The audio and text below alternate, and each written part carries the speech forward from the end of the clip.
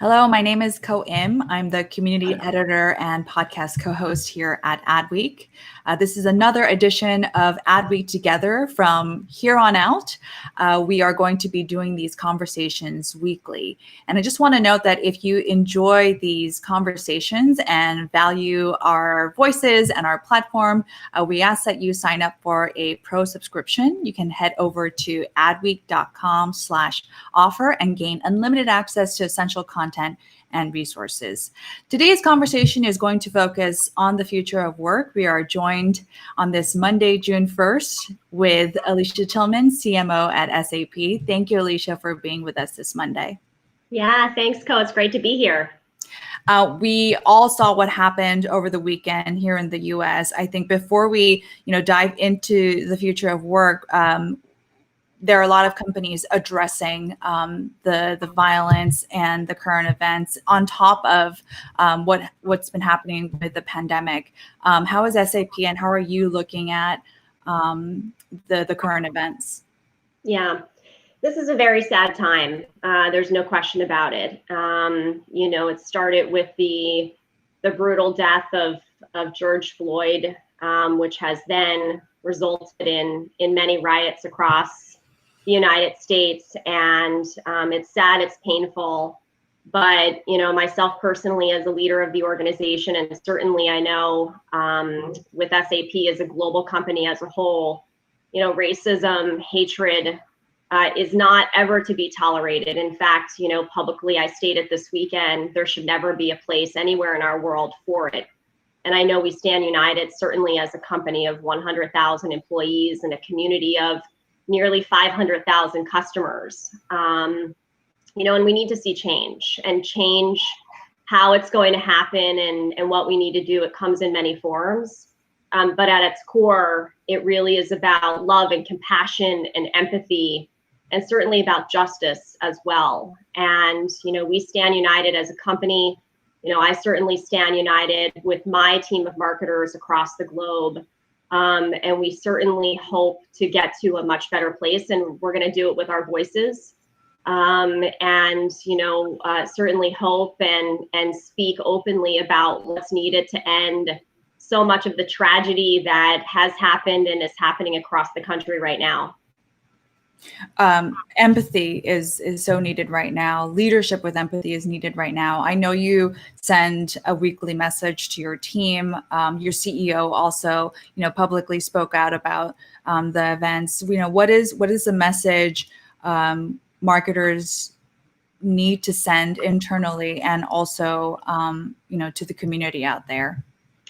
We need to, number one, start with communicating and openly talking about how we're feeling and what we believe and the values we have. And at SAP, we have always had a culture that's based on values and being able to speak openly and embrace diversity and inclusion. That's always been at the core of the corporate culture of SAP, and it will continue to be, especially during times like now, because this is where you need voices to be heard, for change to be realized when you come together because you have common beliefs about change and how to achieve it and what needs to happen. And, that's my message across the company and certainly to my team, and having that space where people feel comfortable that they're able to talk about what's happening right now. Has always been a culture that we've welcomed here at the company, and certainly right now when it's needed most, we offer it as well.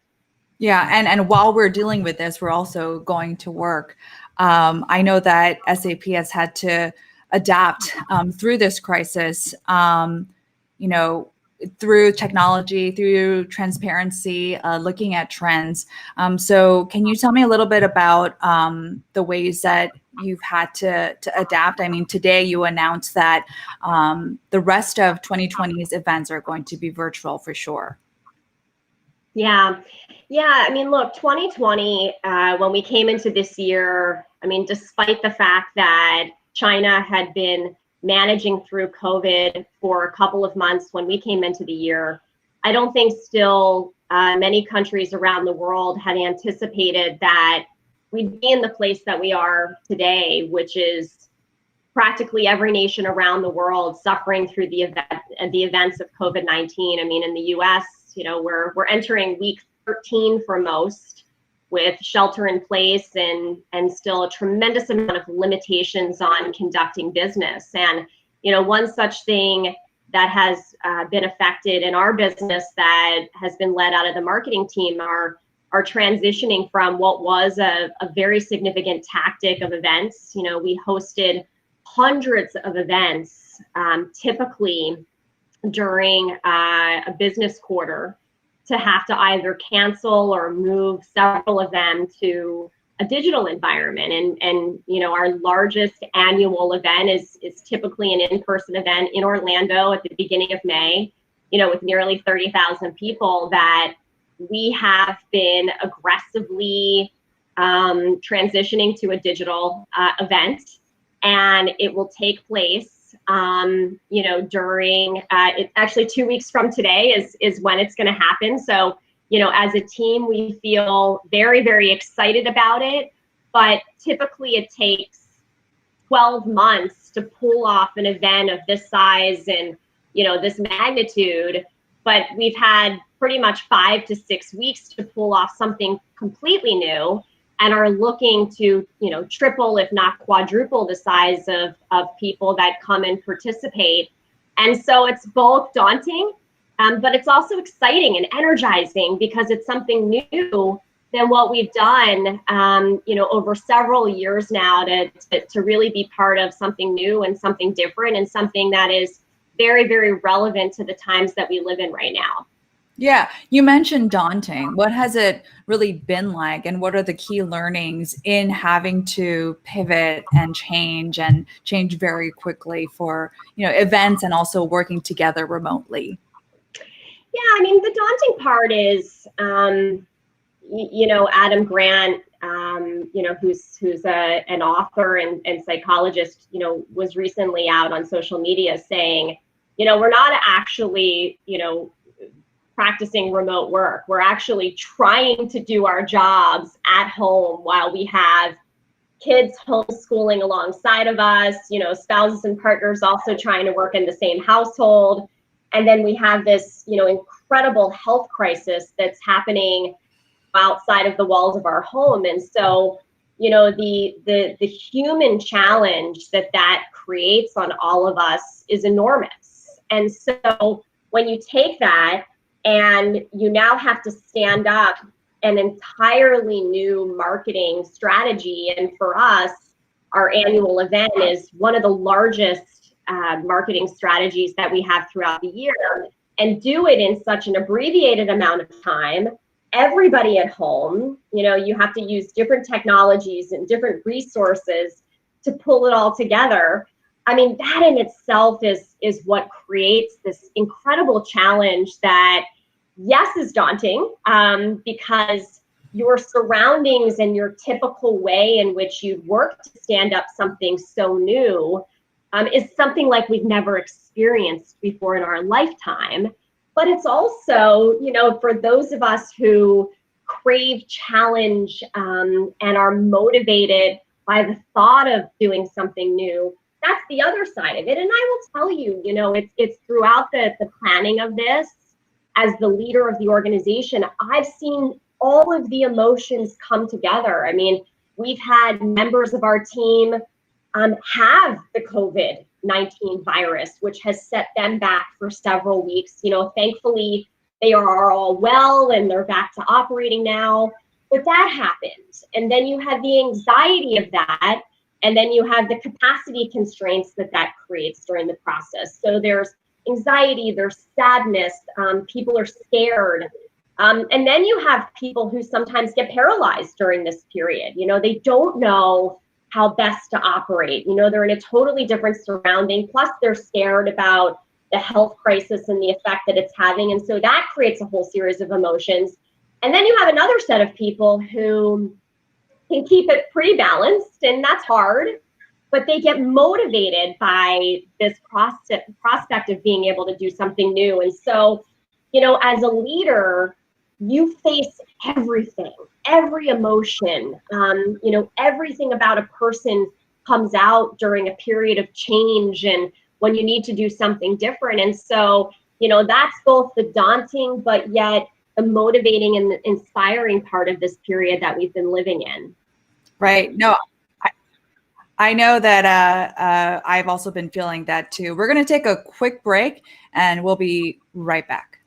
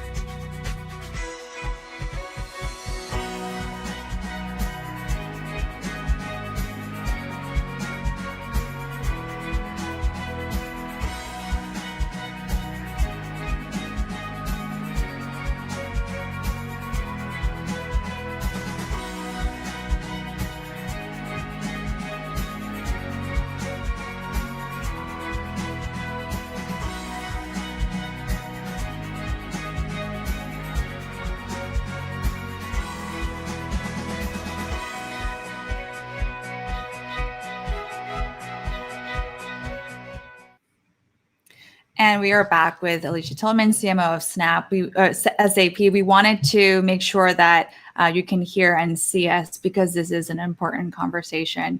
Alicia, I want to return to what you were saying about seeing all the emotions and actions come up during this time. What will that look like? We can't predict everything, but what will that look like going into the future as we return to our offices? Certainly more empathy and leadership, but what will the actual work environment look like, in your opinion? Yeah, I mean, I think there's two things that we have to think about. Number one is getting back to work, and what is that going to look like, and how are we going to help employees feel comfortable, feel safe, and emotionally go back into it. But then the other part of it is, what does that look like for our customers, and how do we as marketers need to think about that in terms of what we are focused on? And so on the first part, already we're beginning to see countries and states start to move back to work, though they're doing it in limited capacity. Part of that, certainly here at SAP, is understanding what functions are absolutely required to be in the office, and then looking at the other functions and deciding and understanding that over this 12, 13-week period, who has remained productive and what do we need to do to help keep employees thriving and productive if we continue to work towards staying at home. And that is, certainly what a lot of companies are focused on. For us, certainly here in the US, we are going to remain working from home through the month of August and potentially longer. We've been reaching out actively to our employees and making sure that they have the tools and the resources to be able to remain productive, and that's important. And then on the flip side, keeping a pulse on what our customers are doing and what they need and the tools that they need to, both feel comfortable, because we offer technologies to help companies gain the insights that they need to be able to help support things like employee productivity, to what are the business challenges. And certainly as businesses reopen, what are the tools that are most needed? So supply chain and business continuity in the supply chain has been something that from the beginning has been something that we've needed to protect the health of the supply chains, especially when you see the supply and demand levels. That is something that we know is going to continue, and certainly as businesses start to reopen doors. So that's the sort of two-sided equation that we need to focus on, which is how do we help our own employees remain productive, be that in the office, and what does that look like, or remain at home? So then what do we as marketers need to be focused on as our customers resume business activities, and what's most important to them from a technology perspective that SAP can help with? Right. Let's talk more about that continuity for customers and for clients. I know you have diversity in your supply chain even. Will inclusion in your eyes perhaps be a bigger need, an expressed need, and something that the tools pick up? Yeah, I mean, so a couple of things on diversity and inclusion. We have a set of tools that focuses on technologies that a human resources professional needs to be able to keep a thriving and healthy corporate culture, working culture. And one such thing that is always necessary is how do we promote a very diverse and inclusive workforce? And tools, for example, where we're able to detect bias in the job recruiting process by using artificial intelligence and machine learning that looks for certain keywords in how you write a job description that can often be assumed as bias in the recruiting process. We have technologies today that can help remove that from the process. Also help people with resumes so that we make sure that we're putting forward the best candidate based on their skills and not promoting any type of an unconscious bias based on how someone is promoting themselves throughout the job recruitment process. There are technologies that exist today in our portfolio to help with that, and that's a beautiful thing. But the other thing that we realize generally when we think about standing up corporate culture of today, unfortunately, we still do live in a world where we do have to put goals in place for people until it becomes natural. In terms of things such as gender equality is one example of the diversity that we need to strive for in our workforces. But I think more than ever, we recognize that an inclusive world is the best world. And certainly as it relates to running a company that services 500,000 customers across 180 countries, we are never going to be successful at that if we don't have diversity of thought and strategy and innovation and development at the table in SAP, building products that are going to support the very diverse customer base that we have across SAP. Thank you for that. Could you also provide some insight into how the marketing strategies have shifted during the past few months? Yeah, I mean, shifting the marketing strategies has been priority number one. Out of the gate from the early first and second weeks of the pandemic, I have said to my team, this is not business as usual.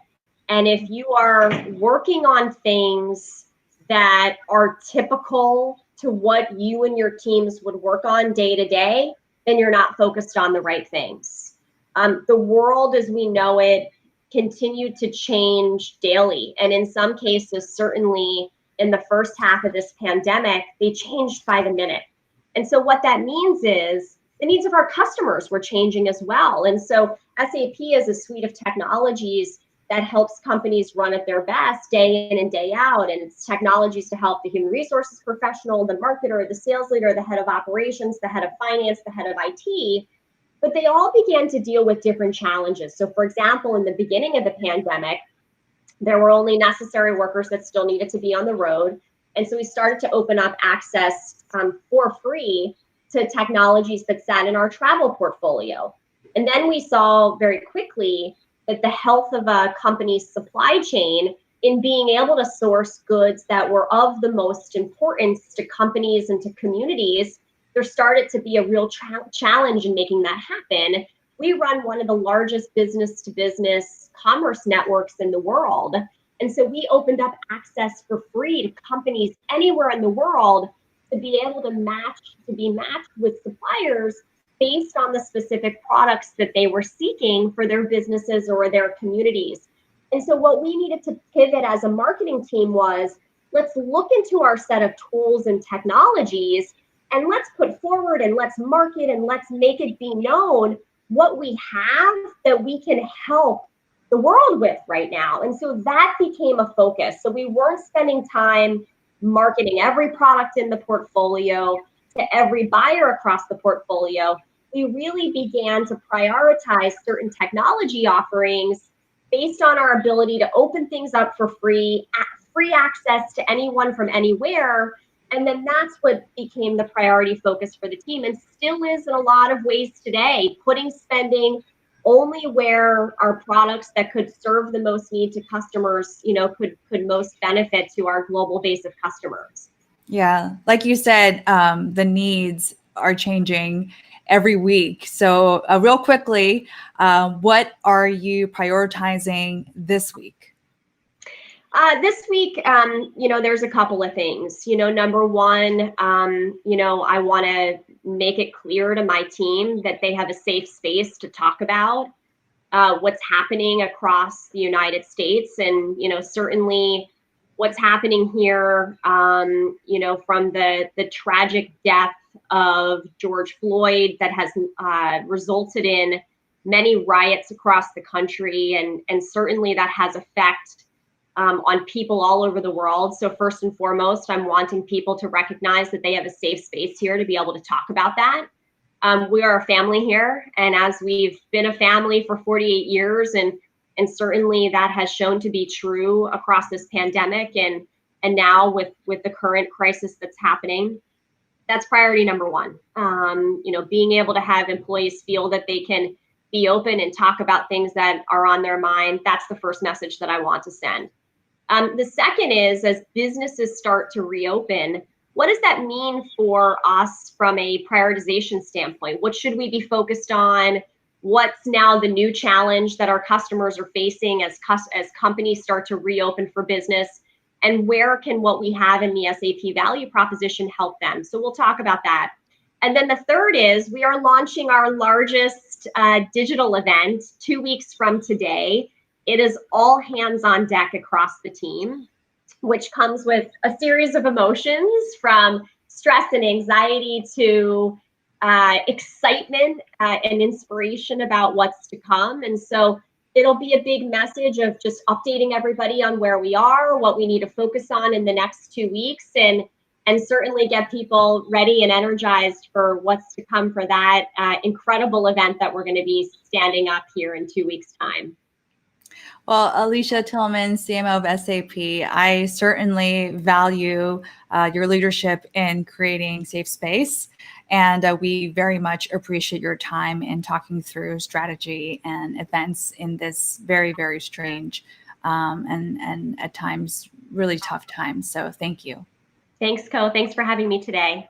Of course. And thank you to all of you who tuned in. We are continuing these conversations weekly as part of Adweek Together. Next week, we are joined by John Cook, the global CEO of VMLYR, to talk about the future of agencies. So tune in then. And also a reminder that you can grab your pro subscription at adweek.com/offer. To gain access to unlimited content and valuable resources for our community. My name is Coatman. Thank you so much. Have a safe and peaceful and productive week.